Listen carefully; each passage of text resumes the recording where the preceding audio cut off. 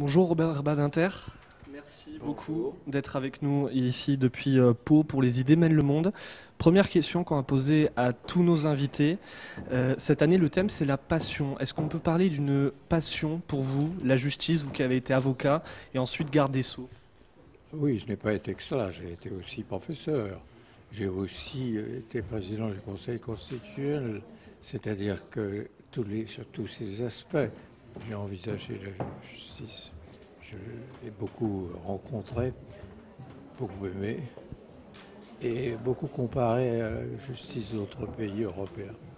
Et simplement, ce que je voudrais marquer, c'est qu'aujourd'hui, il n'est pas concevable que nous ne construisions pas une justice à dimension européenne. Je ne parle pas déjà ici de l'heureux concours que la jurisprudence de la Cour européenne des droits de l'homme, à Strasbourg, a apporté au progrès de la justice française, mais tout simplement parce qu'il ne peut pas naître une grande union européenne sans qu'une justice à l'échelle européenne contrôle et développe les valeurs qui sont le fondement de l'Union européenne. Donc l'avenir, il est là pour moi, pour ce qui me reste de temps. Vous parlez justement de la justice européenne. Alors avant de revenir à vous, en ce moment elle fait beaucoup parler, notamment sur le dossier catalan, Carles Puigdemont qui est en Belgique pour demander de l'aide à la justice. Est-ce que vous pensez que cette justice européenne peut l'aider? Je pense de toute façon que telles que sont les clauses du traité,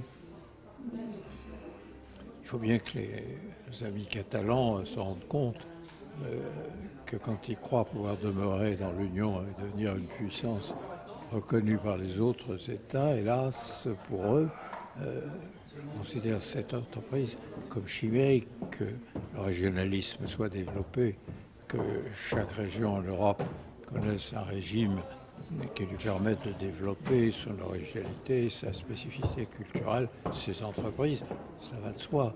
Mais quant à croire qu'une région d'un État européen important, comme l'Espagne, puisse devenir à son tour, avec l'approbation des autres États européens, un véritable État, alors que, vous le savez, l'Espagne s'y oppose, je pense que là, il y a une méconnaissance de la réalité internationale. On va revenir à vous quand même. Vous avez été un des personnages marquants de la Ve République. On peut en parler justement avec ce recueil d'articles, également votre discours contre la peine de mort. C'est des écrits entre 1970 et 2006. Est-ce que vous vous rendez compte d'avoir marqué l'histoire de la France en abolissant la peine de mort? Je me contenterai de dire de la justice française. Et précisément, c'est pour montrer à quel point la France, qui se proclame à travers le temps pays des droits de l'homme, c'est peut-être plus nuancé que ça, au regard de notre tragique histoire. Et ceci est un des éléments de cette tragique histoire. La façon dont on a traité les bagnards à Cayenne, avant la fermeture des bagnes d'outre-mer, est une atteinte complète aux droits de l'homme.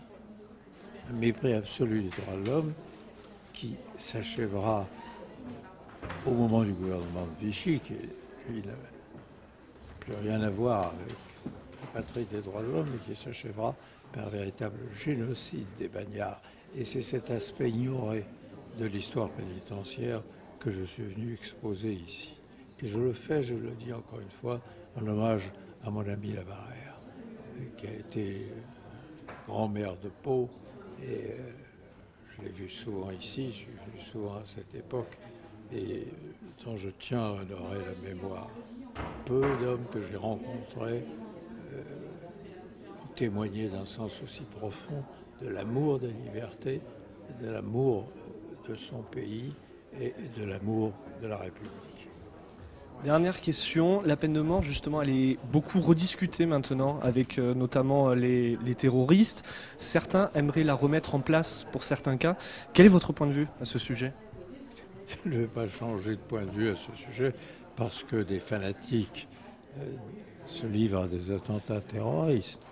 J'ajoute que, au-delà de toutes les raisons qui commandent l'abolition, il ne peut pas y avoir, dans une grande démocratie, se veut faire un effet de droits de l'homme, il ne peut pas y avoir une justice qui tue.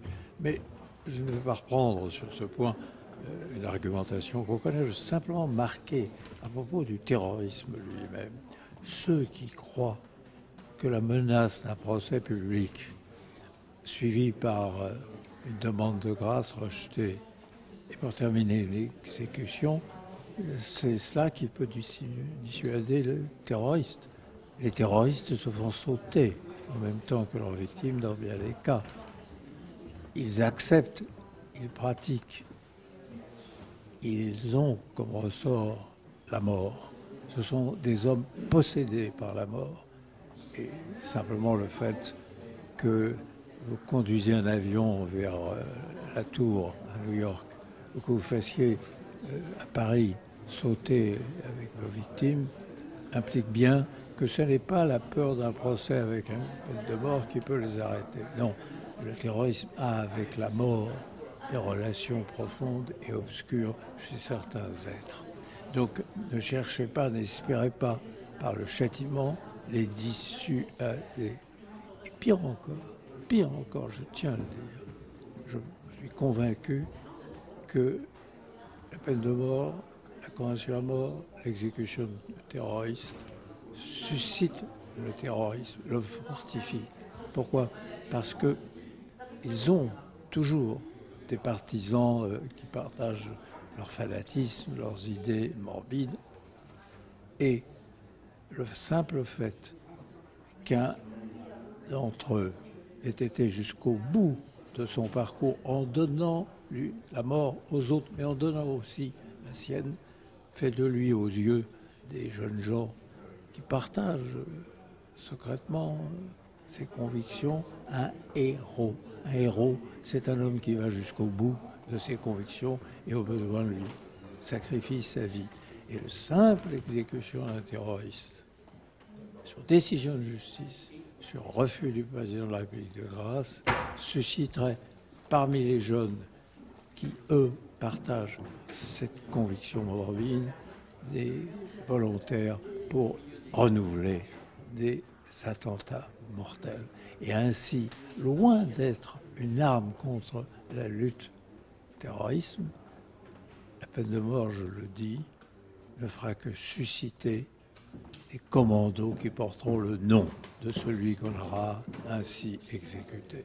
Donc c'est le contraire d'une arme efficace et contraire aussi à notre conviction profonde et à nos valeurs. Merci beaucoup, Rabbin Inter, d'avoir répondu à nos questions.